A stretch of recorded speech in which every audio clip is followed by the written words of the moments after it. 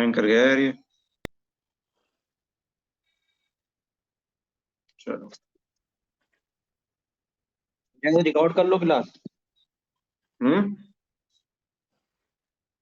क्या हो गया? ये जैसे करे रिकॉर्ड कर ले क्लास, कह रहा हूँ। अच्छा,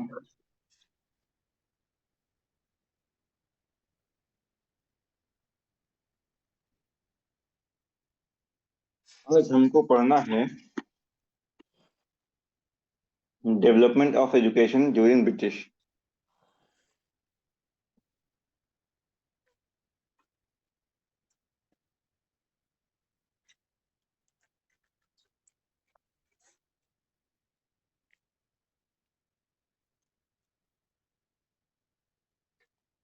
कई सारी चीजें इसमें हम पढ़ चुके हैं, बस वो सारी चीजें एक जगह पर समझ लो इकट्ठी सी हैं।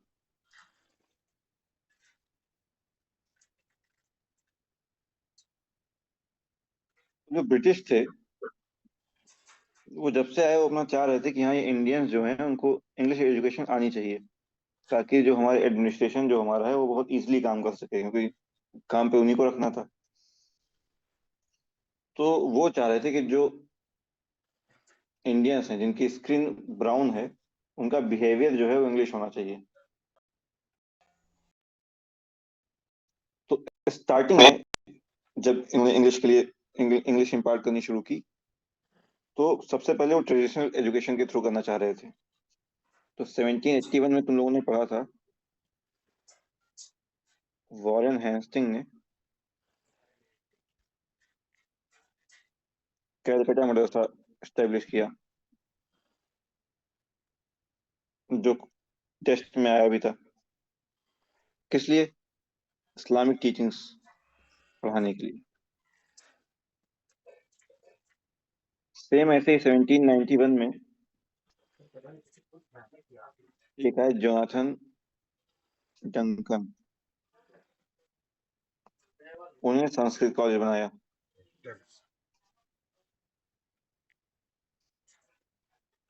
संस्कृत इम्पार्ट करने के लिए।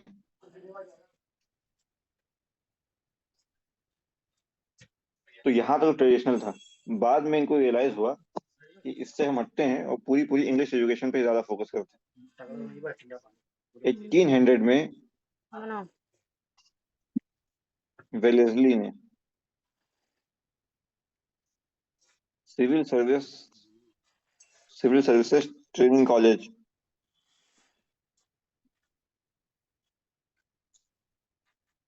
ये खोलने की कोशिश की थी। कहाँ पे? फोर्ट विलियम में, कैलकटा। फोर्ट विलियम कैलकटा याद रखना, आगे बहुत काम आएगा कभी। पर ये जो है डिसअप्रूव हो गया था। हमने पढ़ा था 1813 का charter act, 1 lakh rupees education के लिए दिया गया था। 1813 साल एनुअली मिले थे अंग्रेजों से लिया गया, फॉर एजुकेशन। वो रखा गया था। तो यहाँ बिजनेस करना है। उसमें जो बहस का मुद्दा बना था, डिस्कशन का मुद्दा बना था कि जो मोड ऑफ एजुकेशन है वो क्या होनी चाहिए।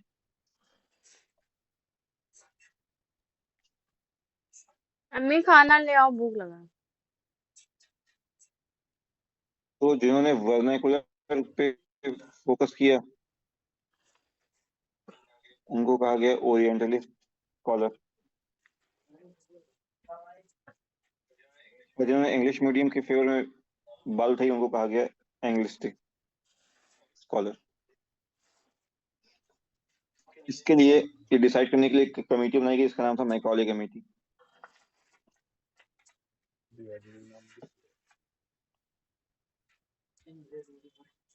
विलियम बेंटेक का टाइम था और एंग्लिस्टिक मोड चुना गया।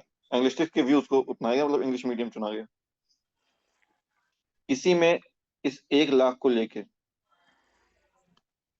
एक थ्योरी आती है।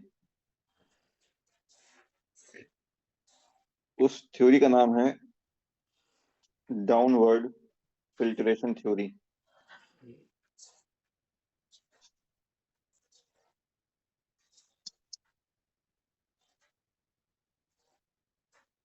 क्या था इसमें? विलियम बेंटेक ने कहा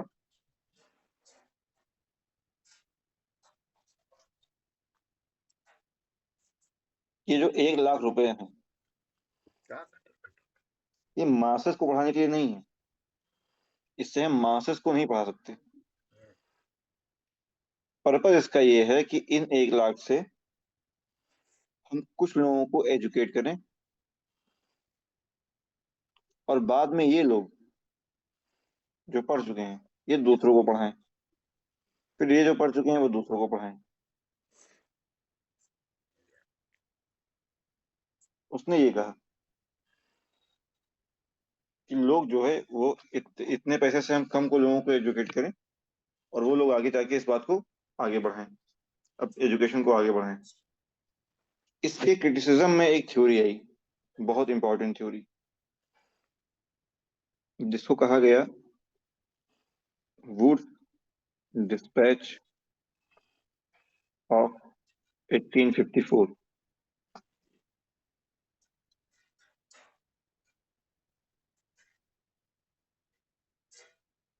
सेक्रेटरी ऑफ स्टेट थे, इन्होंने ये दिया था, जिनका नाम था चार्ल्स वुड। मम्मी खाना कहीं बनने ले आओ। इन्होंने ऊपर वाली थ्योरी, मतलब डाउनवर्ड फिल्ट्रेशन थ्योरी, इसको रिजेक्ट कर दिया। इन्होंने कुछ रिकमेंडेशंस दी।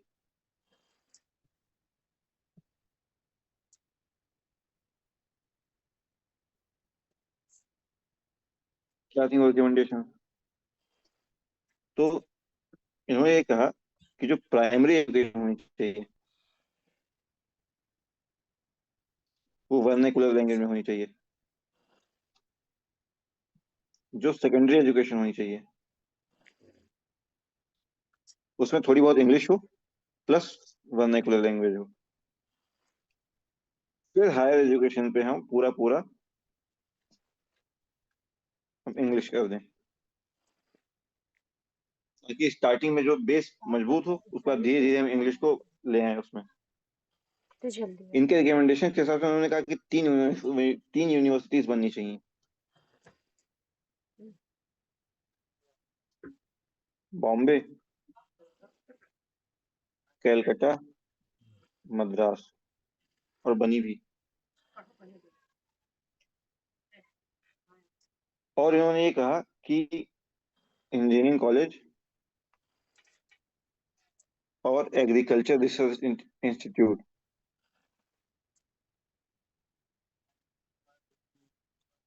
ये भी बनना चाहिए।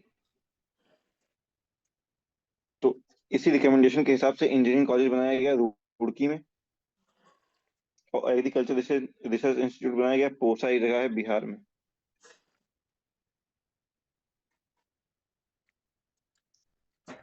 इनकी रिकमेंडेशन में फीमेल एजुकेशन पे फोकस करने की बात कही गई थी,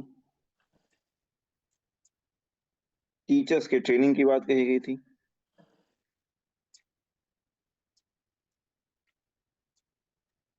और इन्होंने ये कहा था कि पब्लिक स्फेयर में जितनी भी एजुकेशन होगी सब सेकुलर नेचर की होगी।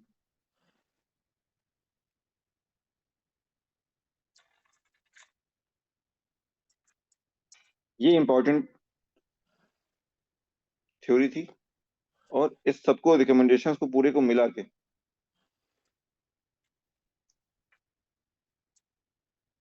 इसको इंडिया का मैग्ना कार्टा ऑफ एजुकेशन भी कहते हैं।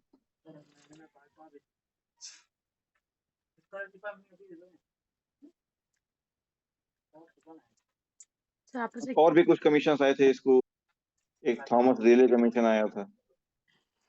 ये सब दो दो लाइन के हैं, इनमें ज्यादा कुछ है नहीं। इनके रिकमेंडेशंस क्या है और क्या इन्होंने किया, बस उतना पढ़ना है, 2-3 लाइन का है, नोट्स में दिया हुआ है, तो उसमें बहुत ज्यादा घुसने की जरूरत नहीं है। एक इम्पॉर्टेंट कमेटी है सैडलर कमेटी। इम्पोर्टेंट क्यों है? क्योंकि पहली बार कमेटी में जो जो एजुकेशन से डील कर रही हो, ऐसी कमेटी में पहली बार दो इंडियंस थे, जिनका नाम था आशुतोष मुखर्जी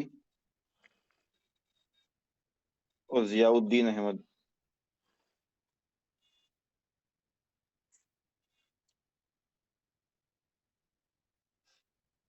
इनके जो रिकमेंडेशंस थे वो सिर्फ एक यूनिवर्सिटी के लिए थे, लेकिन रिकमेंडेशंस इतने प्रोग्रेसिव थे कि बाद में पूरे इंडिया पे इन लोग लागू हो गए। जितने इनके रिकमेंडेशंस थे, तो इन्होंने मीजर सजेस्ट किए कि यूनिवर्सिटी की फंक्शनिंग कैसे होनी चाहिए। तो कैलकाटा यूनिवर्सिटी के लिए किया गया था ये।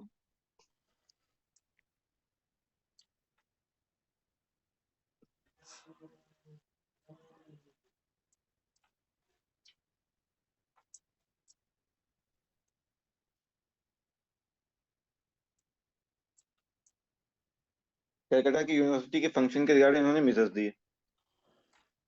क्या क्या थे? इन्होंने ये बात कही कि अगर आपको हायर एजुकेशन में एफिशिएंसी लानी है,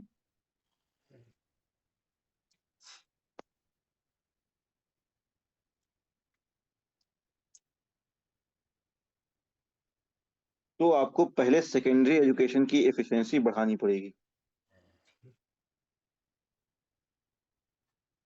उसके बाद आप हायर एजुकेशन पे फोकस कर पाएंगे। इन्होंने ये कहा, इसके लिए इन्होंने कहा कि मिनिमम मिनिमम 12 साल की स्कूलिंग होनी चाहिए।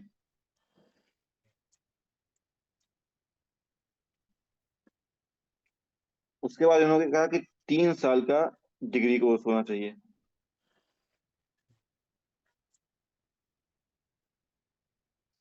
इन्होंने कहा कि बोर्ड्स हाई स्कूल और मैट्रिक्स के लिए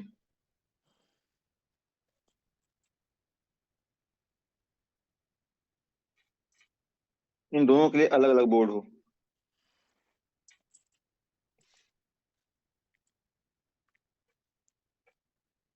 और इन्होंने कहा कि जो नंबर ऑफ यूनिवर्सिटीज हैं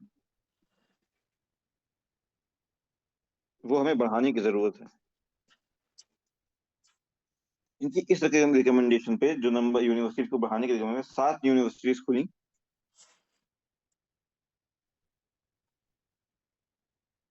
1916 से 1921 तक। ये 7 यूनिवर्सिटीज खुली। कौन कौन सी थी? BHU, AMU, एक लखनऊ में खुली, पटना में, ढाका में, मैसूर में, उस्मानिया करके एक खुली हैदराबाद में।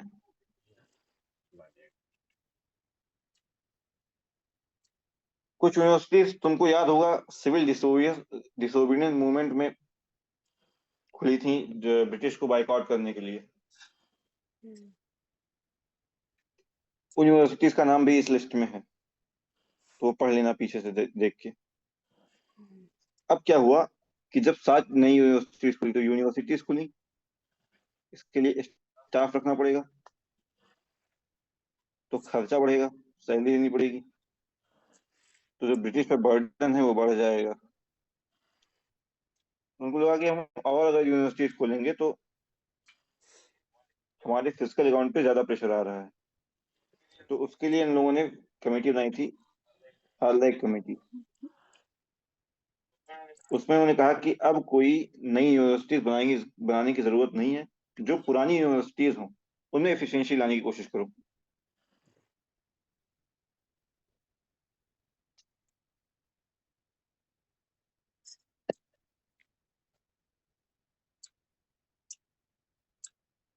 Bring efficiency to old once,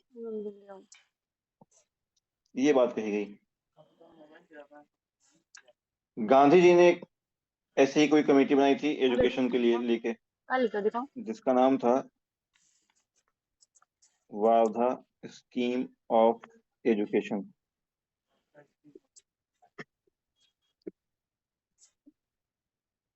by Gandhi. और इसका जो सिलेबस था वो सिलेबस डिजाइन किया था जाकिर हुसैन ने।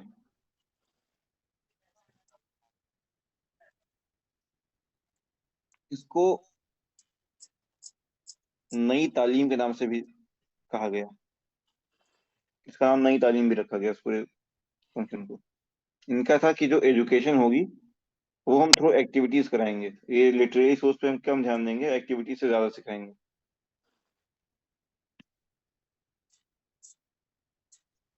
लेकिन ये लॉन्च ही हुआ था तब तक वर्ल्ड वॉर 1 की अनाउंसमेंट हो गई, और ये बहुत ज्यादा उठ नहीं पाया, तो सक्सेसफुल नहीं रहा था ये।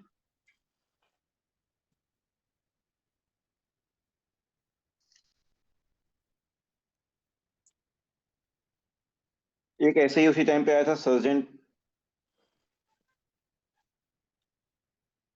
Sergeant plant 1944।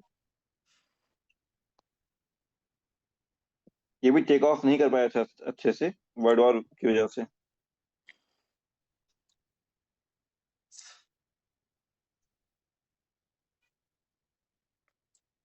पर इम्पोर्टेंट क्यों है? क्योंकि सबसे पहली बार इसमें बात कही गई थी universal basic education in India, जहां से बाद में कॉपी किया गया था सर्व शिक्षा अभियान।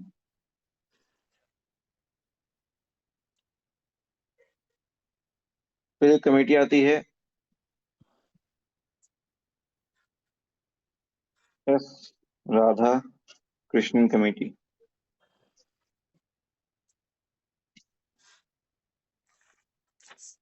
इम्पोर्टेंट क्यों है? क्योंकि आजादी के बाद पहली कमेटी बनी थी एजुकेशन को लेके।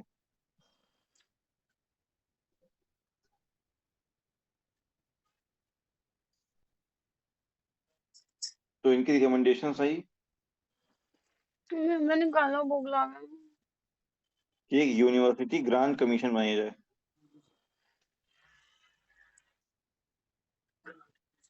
1953 में ये बना दी गई थी।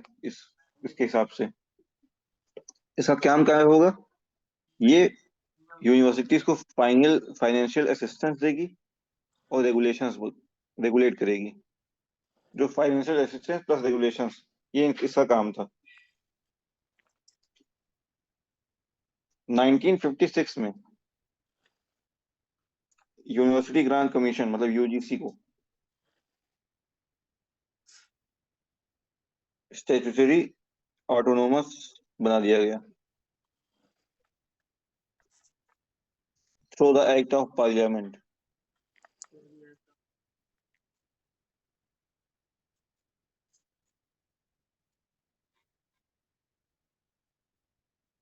अब बात कर लेंगे हम कि प्रेस के क्या क्या डेवलपमेंट्स हो रहे थे।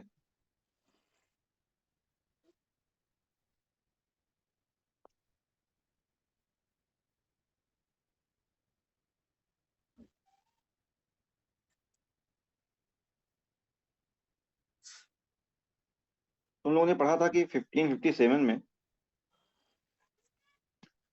पोर्तुगीज ने सबसे पहले इंडिया में प्रेस का यूज किया, बाइबल को फैलाने के लिए, रिलीजियस वर्क के लिए। पहली बार इंडिया में तब यूज हुई। उसके बाद 1780 में एक सिविल सर्वेंट थे, जेम्स अगस्टस हिकी।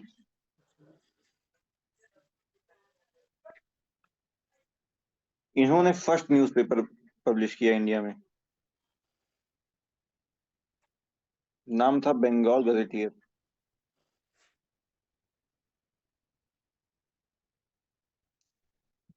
यहाँ से शुरुआत हुई। उसके बाद कई न्यूज़पेपर आए। जब न्यूज़पेपर आने लगे, एक्सपोज होने लगा, तो वेलेस्ली ने सोचा कि हमें जो है ये न्यूज़पेपर की फ्रीडम को कर्व करने की जरूरत है, कम करने की जरूरत है। तो इसके चक्कर में इन्होंने एक एक्ट पारित किया, प्रेस प्रेस सेंसरशिप एक्ट। इसमें उन्होंने कहा कि कोई भी आर्टिकल, कंट्रोवर्शियल आर्टिकल पब्लिश करने से पहले ब्रिटिश की प्रायर परमिशन लेनी होगी।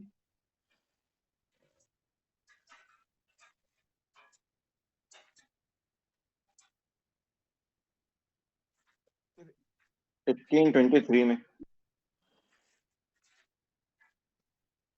एक ब्रिटिश ऑफिसर आए, इनका नाम था जॉन एडम्स।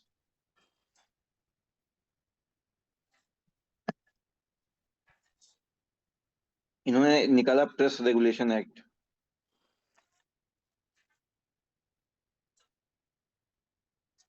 अगर इन्होंने कहा कि अगर आर्टिकल जो है आपका, अगर वो ब्रिटिश अथॉरिटी के अगेंस्ट है,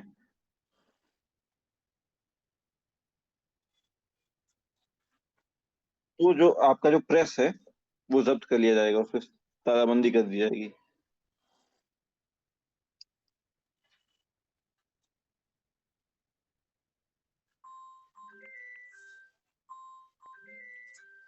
ये आया।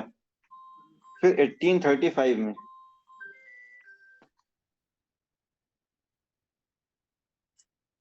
एक आए चार्ल्स मिटर। इन्होंने सारे एक्ट जितने थे सब खत्म कर दिए,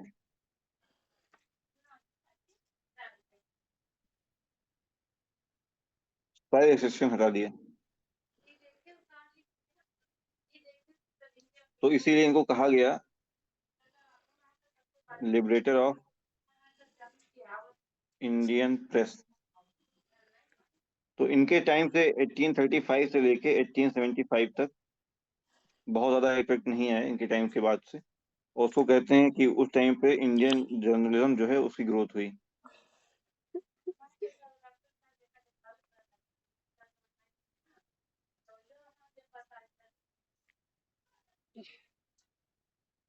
एटीन सेवेंटी एट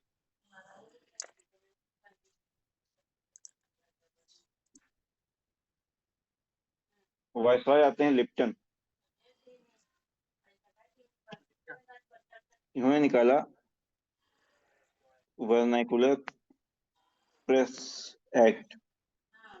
इसमें इन्होंने डीएम को पावर दे दी, डिस्ट्रिक्ट कलेक्टर को। इनको पावर दे दी कि ये जितने भी वर्नाकुलर प्रेस हैं उसकी फंक्शनिंग को चेक कर सकते हैं कि कैसे कैसे सब काम कर रहे हैं, और अगर कुछ गड़बड़ लगती है तो बंद करवा सकते हो।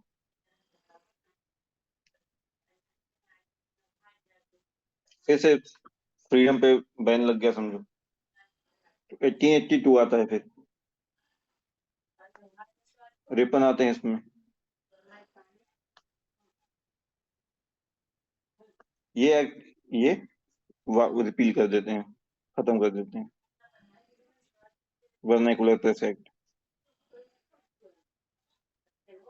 तो 1882 से फिर 1905 यहाँ तक फिर जर्नलिज्म जो है फ्री रहता है इंडिया में और ग्रोथ होती है।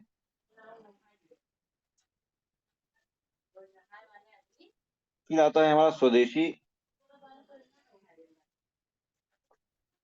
और बाइकॉट मूवमेंट।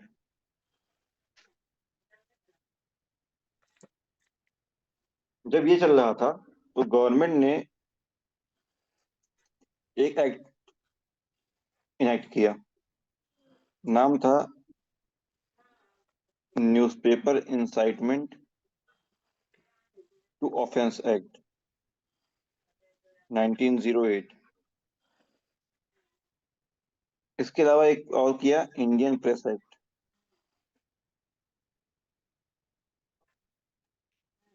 ये दोनों एक्ट इन्होंने पारित किए जिससे फ्रीडम जो है वो कम हो सके इनकी। कुछ न्यूज़पेपर बैन कर दिए, जैसे देशेर कथा, ये बैन हो गई।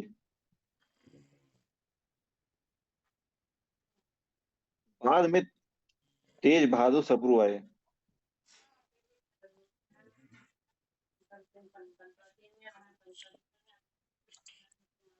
तो जो ये नॉन कोऑपरेशन मूवमेंट चल रहा था उससे इस एक्ट से उनमें बड़ी दिक्कत आ रही थी।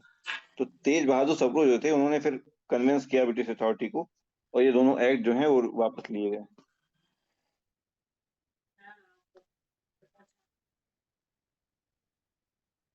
अब अच्छा, सिविल डिसोबीडियंस मूवमेंट के टाइम पे भी एक आया था, उसका नाम था press emergency act. objective same to curb the freedom of press. Independence independence मिलने के बाद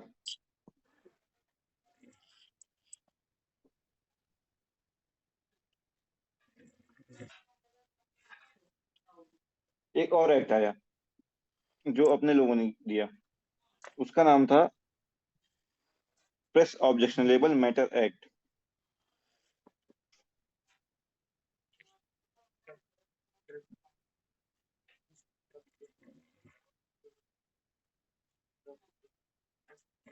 इनका कहना था कि हम जो इंडियन प्रेस का है वो जो उनके फंक्शंस हैं उसको थोड़ा थोड़ा हम रेगुलेट करेंगे, हम बैन नहीं कर रहे हैं पर रेगुलेट करेंगे।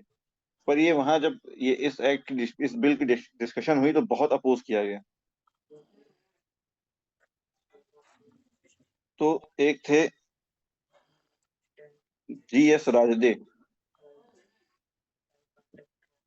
उनकी और नेहरू की, सॉरी SK मुखर्जी, उनकी और नेहरू की डिबेट हुई बहुत ज्यादा और उन्होंने नेहरू को आउट नंबर कर दिया, हरा दिया। तो जब डिबेट हुई तो उसके बाद एक कमेटी बनाई गई। उस कमेटी के एडवाइस पे जो एक्ट है वो वापस रिपीट कर दिया गया है। तो ये इंडिपेंडेंस के बाद जो बना वो हुआ। अब जो है हम देख लेंगे कि प्रिंसली स्टेट्स पे क्या चल रहा था।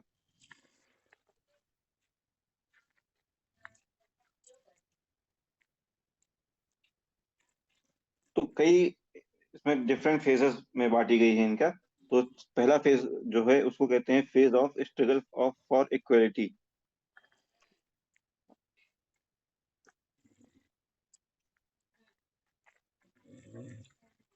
और इस फेज को मानते हैं कि 1740 से 65, मतलब 25 ईयर्स, यहाँ तक ही चला। तो 1740 के बाद से फ्रेंच और ब्रिटिश दोनों के इंपीरियल एम्बिशंस हो गए थे कि अब हमको यहाँ पे राज करना है।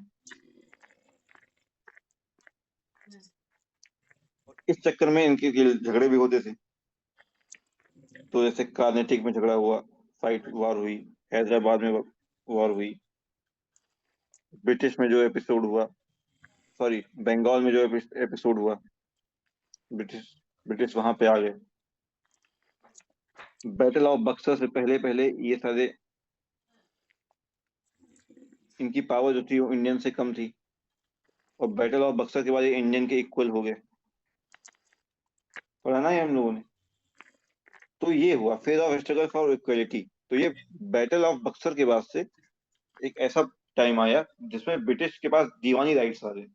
और दीवानी राइट्स इससे पहले तक किसी कभी भी नहीं आए थे, किसी फॉरेन पावर के पास नहीं आए थे।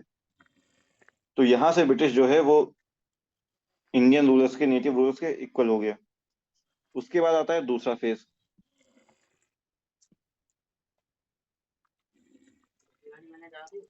Phase of subordinate isolation. ये चला तुम्हारा 1813 से 1857 तक। तो गवर्नर जनरल हेस्टिंग्स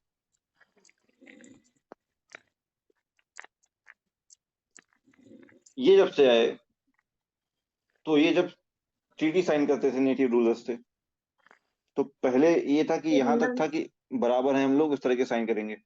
हेस्टिंग आगे उसने कहा नहीं, हम जो एग्रीमेंट जो साइन होगा, ब्रिटिश पावर जो है पैरामाउंट है, ब्रिटिश पैरामाउंसी के हिसाब से ये जो एग्रीमेंट्स होंगे वो साइन होंगे। मतलब ब्रिटिश जो है तुमसे सुप्रीम पावर है, इक्वल नहीं रह गया।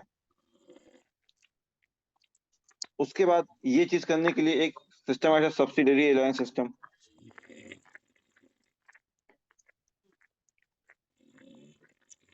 डॉक्ट्रिन ऑफ लैप्स, इसमें ये क्या कर रहे थे, जैसे डॉक्ट्रिन ऑफ लैप्स है, राजा कलर का राजा कलर का रियल अगर खून का नहीं है तो अब वो उसका राजकाज नहीं रह गया। तो मतलब उस राजा को हमने आइसोलेट कर दिया। तो स्टेट को आइसोलेट कर दिया, बाद में मेरा हुकूमत इसमें आ जाएगी। सेम इसी तरीके सब्सिडियरी सिस्टम में, तो इसको कहा गया सबऑर्डिनेट आइसोलेशन।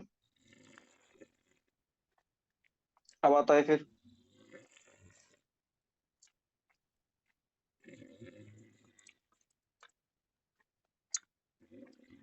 एक चीज सब्सिडियरी लाइन्स में, और ये एक सिस्टम था, ये अपने आगे बफर जोन भी क्रिएट कर रहे थे।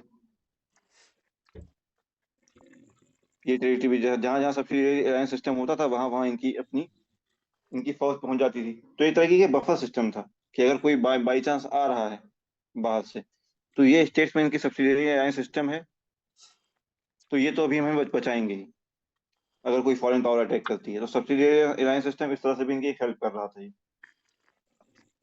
फिर 1857 का रिवॉल्ट होता है। हम्म 1857 के रिवॉल्ट के बाद आता है फेज ऑफ सबऑर्डिनेट यूनियन।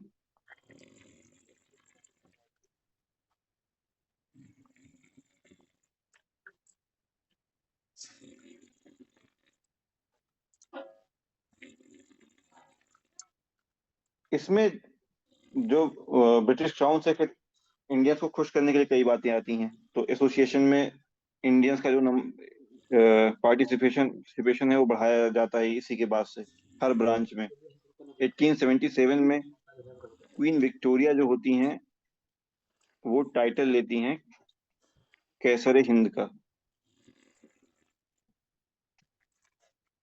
जिसमें इसमें उनको एम्प्रेस ऑफ इंडिया कहा जाता है इसमें। एक चैम्बर ऑफ प्रिंसेस बनता है 1921 में।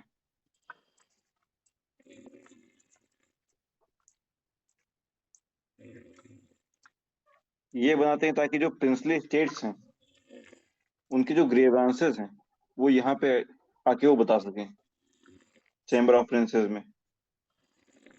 1927 में एक बटलर कमेटी बनती है, और बटलर कमेटी में ये बात कही जाती है कि जो प्रिंसली स्टेट्स हैं और जो ब्रिटिश हैं, इनके रिलेशनशिप हम कैसे सुधार सकते हैं।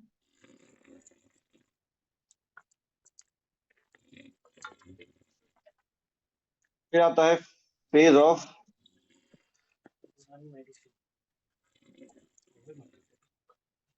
Equal federation 1935।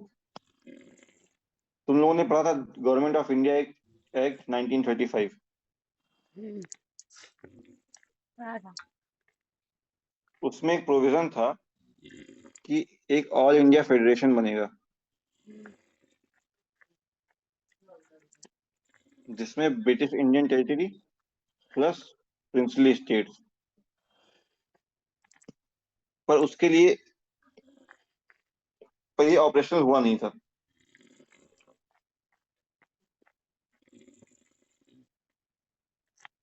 क्यों नहीं हुआ था? याद होगा नहीं तो ये नोट से देखना है क्यों नहीं हुआ था पीछे जाके, कि गवर्नमेंट ऑफ इंडिया 1935 में क्या प्रोविजन थे।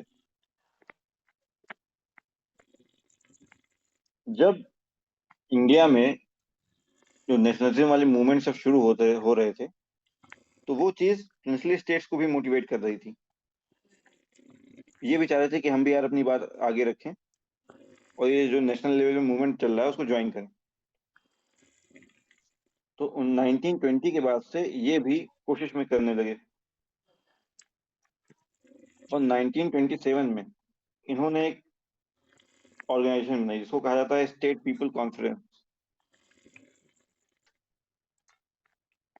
1927 में बनाई। इन लोगों ने बात की जवाहरलाल नेहरू से कि ऐसा है, हमको भी अपने मूवमेंट में शामिल कर लो।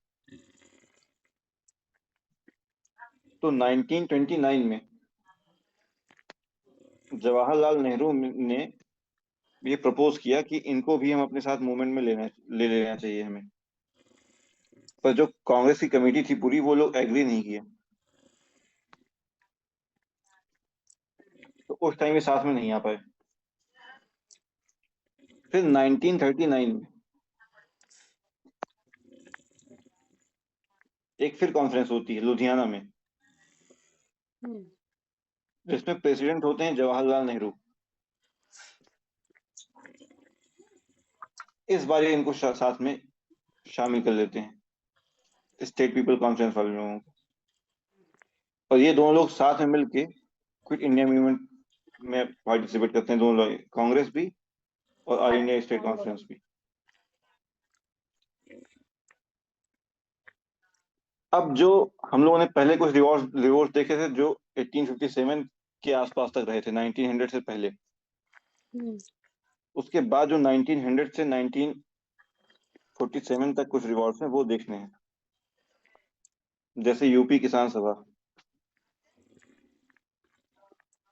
किसान सभा, ग्राम सभा। तो इनका कायदे से रिवोल्ट नहीं था, ये कॉन्स्टिट्यूशनल एजिटेशन पे इनके मेथड्स थे, जैसे कि पहले मॉडरेट के थे हमारे यहाँ। हम्म, तो इस हिसाब से ये अपना काम कर रहे थे, प्रेयर प्रेयर और पिटिशंस के हिसाब से।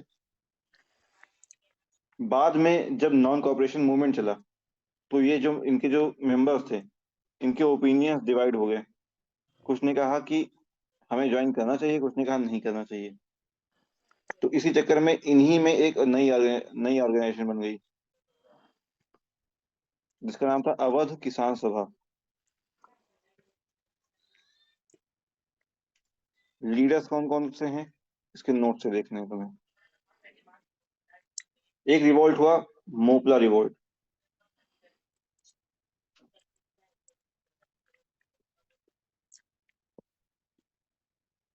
मोपला जो है वो नाम है मोपले मुस्लिम। केरला के जो मालाबार कोस्ट है, मुस्लिम। वहां पे मुस्लिम पीजेंट्स जो हैं उनको कहते हैं मोपला। वहां पे रेवेन्यू कलेक्शन के लिए हिंदूज को रखा गया था, हिंदू ऑफिसर्स को। और ब्रिटिशर्स ने टैक्स बढ़ा दिया।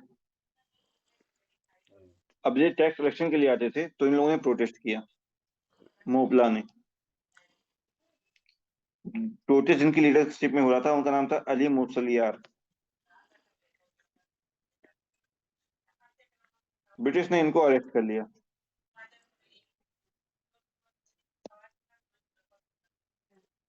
प्रोटेस्ट में और लोग आ गए। उसी बीच में र्यूमर एक आ गई कि मुमराद नाम है एक जगह का, तो मुमराद में जो मॉस्क है उसको तोड़ दिया गया, डिमोलिश कर दिया गया है। तो जो ये मोपला थे उन्होंने रिवोल्ट कर दिया। ब्रिटिश के खिलाफ तो किया ही किया, साथ में जो हिंदू थे उनके भी घरों पे अटैक कर दिया, उनको भी मारा मारा वारा। बाद में ब्रिटिश ने इनके साथ बहुत ब्रूटलिटी की और रिवोल्ट जो है फिर सप्रेस किया। और ब्रूटलिटी इस तरह से की थी कि इन लोगों ने कहा कि जो करना हो करो। उन्होंने नॉन कॉपरेशन मूवमेंट भी ज्वाइन नहीं किया, कहा कि अब हम कुछ नहीं करेंगे, जैसा ही करना है कैसे करो। बाकी दो तीन रिवोल्ट और बचे हैं, छोटे छोटे हैं, सिर्फ दो तीन लाइन के हैं, किसने किया, क्या ऑब्जेक्टिव था, वो तुम खुद से पढ़ लेना। अब एक मुद्दा आता है, राइज ऑफ लेफ्ट यानी लेफ्टिस्ट। तो लेफ्ट जो है वो दो तरीके के होते हैं, एक ये सोशलिज्म और एक है कम्युनिज्म। तो सोशलिज्म जो है वो एक तरह से वेलफेयर स्टेट कहलाता है। मतलब चीजें जो हो वो सबके लिए बराबर हो, जितने भी गवर्नमेंट के स्कीम्स आए वो सबके लिए बराबर हो।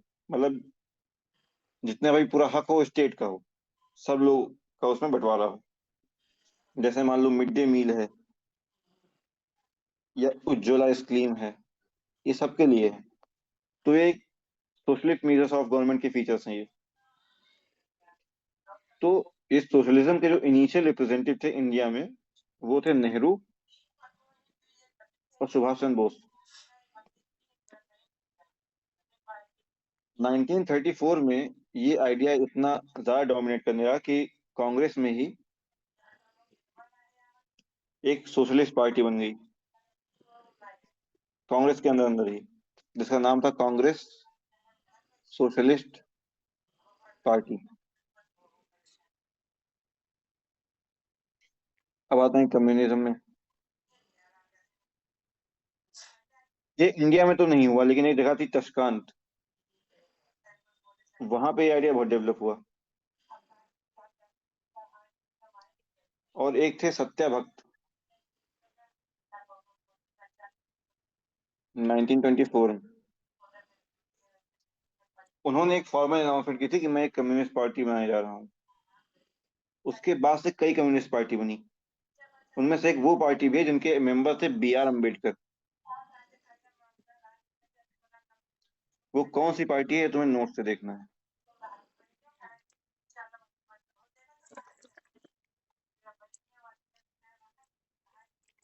कम्युनिस्ट पार्टी जितनी थी उसको ब्रिटिशर्स ने बहुत ज्यादा सप्रेस करने की कोशिश की थी। अब आते हैं ट्रेड यूनियंस पे हम।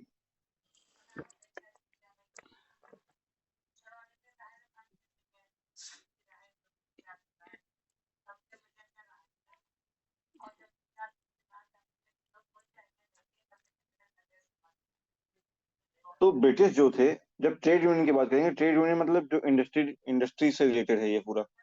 जो लोग फिर, अगर इंडस्ट्री ना हो तो ट्रेड यूनियन का कोई मतलब नहीं है। तो इंडिया में कभी स्टार्टिंग में तो ब्रिटिश जरा भी सपोर्ट नहीं करते थे इंडस्ट्रीज को लेके। लेकिन होते करते 1853 में पहली कॉटन मिल बनती है बॉम्बे में। और 55 में जूट मिल बनती है।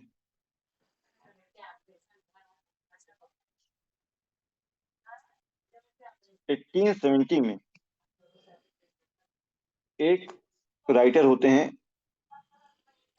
शशिपद बनर्जी।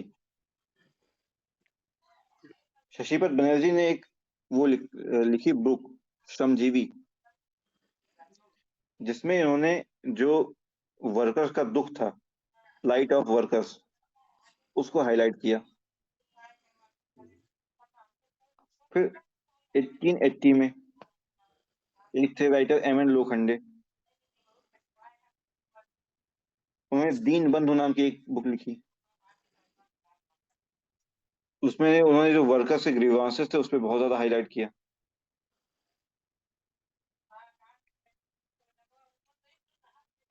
तो जब ये बातें चलने लगी कि हाँ, ये इनके राइट्स का कोई ख्याल नहीं रखता, ये बहुत ज्यादा सप्रेस किए जा रहे हैं, इनकी ग्रीवांसेस हैं, इनके दुख हैं, तो उन दर्द को मिटाने के लिए 1891 में पहली बार इंडिया में कोई फर्स्ट वर्कर एसोसिएशन बनी,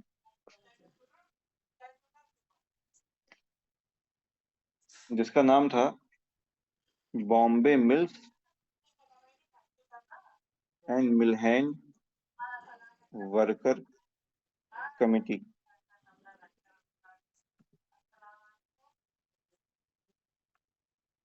ये पहली थी। फिर अपने मॉडर्न टाइम में मॉडर्न ट्रेड यूनियन में अगर देखा जाए तो 1920 में लाला लाजपत राय,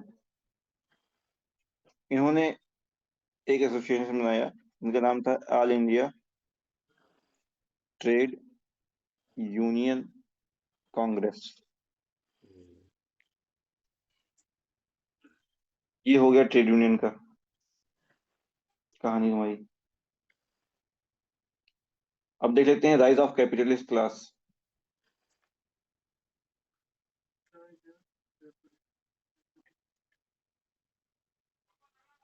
जो पूंजीवादी लोग थे उन वो कैसे उभरे आए सीन में। तो जब स्वदेशी और बॉयकॉट स्टार्ट हुआ, तो जाहिर सी बात है लोग अपने देश वाली चीजों पे ज्यादा फोकस करेंगे। तो जो इंडिया की कॉटन और स्टील इंडस्ट्री थी, उनका जो फायदा था वो बढ़ा, उनको प्रॉफिट हुआ।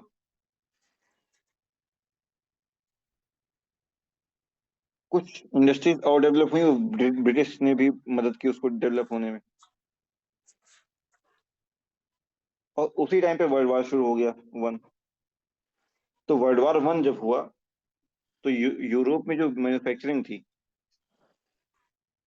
वो कम हो गई, क्योंकि वो लोग वॉर पे फोकस कर रहे थे। तो यहाँ की जो इंडस्ट्रीज थी उनको फायदा हो गया।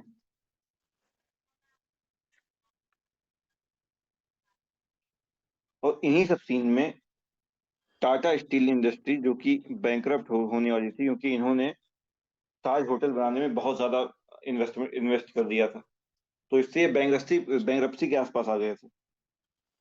तभी टाटा स्टील इंडस्ट्री को ब्रिटिश गवर्नर ने एक कॉन्ट्रैक्ट दिया।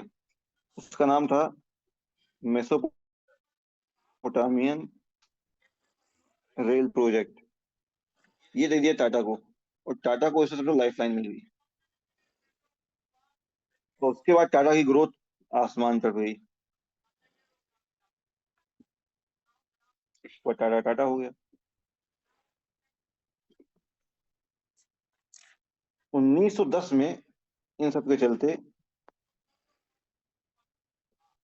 ब्रिटिश जो है ठीक ठाक सपोर्ट करने लगा था इंडियन इंडस्ट्री को।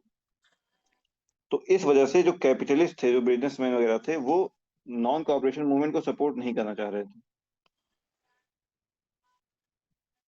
वायलेंस होगा, हमारी बिक्री कम होगी, ये वो तो सपोर्ट करना नहीं चाह रहे थे। फिर बाद में गांधी ने अपनी स्पीच से बताया कि हाँ, ये नॉन वायलेंट है, ऐसा ऐसा ऐसा ऐसा ऐसा है।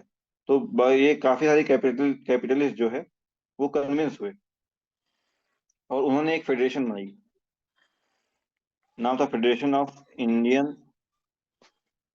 Chambers of commerce and industry, जिसको फिक्की भी कहते हैं, federation of Indian chambers of commerce and industry.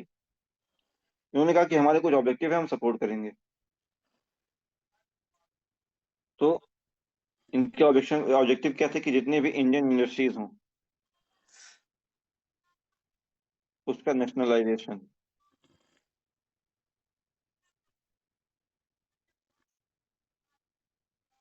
उन्होंने कहा कि जो ये जो चल रहा है तुम्हारा नेशनल मूवमेंट चल रहा है, उसमें हम मॉरल और फाइनेंशियल सपोर्ट दोनों ही करेंगे।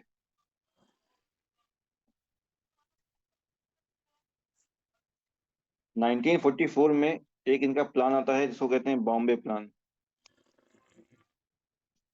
जिसमें उन्होंने कहा कि हम नेशनलाइजेशन और कोऑपरेटाइजेशन, मतलब कई सारे लोग मिलके जो एक कोऑपरेटिव बनाते हैं, तो इंडस्ट्रीज का कोऑपरेटाइजेशन हम वो करेंगे, एक्सेप्ट करेंगे। ये है तुम्हारा। अब कुछ लीडर्स और हैं, चार पांच वुमेन, जिनमें बहुत सारी वुमेन हैं। उनके बारे में दो तीन लाइन नोट्स में लिखी हुई हैं, उनको सिर्फ रटना है, उनमें कुछ बताना नहीं है। वो है, वो रट लेना। और इसके साथ मॉडर्न इंडियन हिस्ट्री स्टार्ट। यहाँ से खत्म। खत्म। The end.